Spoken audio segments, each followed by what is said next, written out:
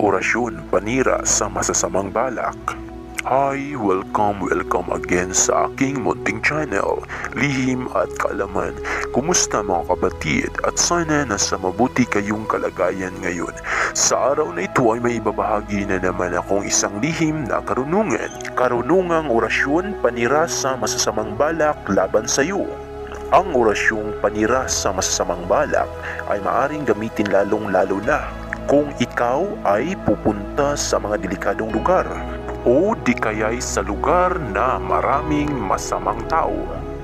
Halimbawa po mga kapatid, sa lugar ng inyong pupuntahan ay may gustong gumanti sa iyo dahil siya ay napahiya mo dati o di kaya siya ay napikon sa iyo. O di kaya mga kapatid, ikaw ay kanyang nakursunadahan. Ang lahat ng gusto niyang gawin sa iyo mga kapatid ay hindi matutuloy. Kung ikaw halimbawa ay gusto niyang barilin, tagain, awayin o di kaya'y ipahamak, ang lahat ng iyon ay hindi matutuloy pag nagawa mo ang orasyong ito mga kapatid.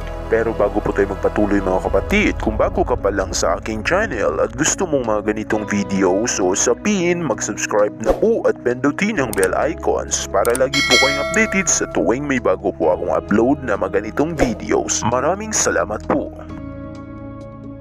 At ito ang proseso ng orasyong ito.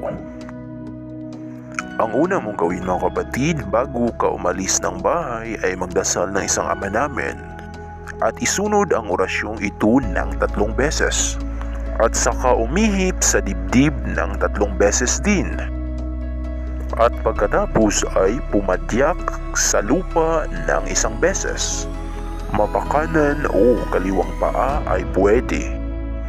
Tandaan po mga kapatid, pumadyak ng 1 beses.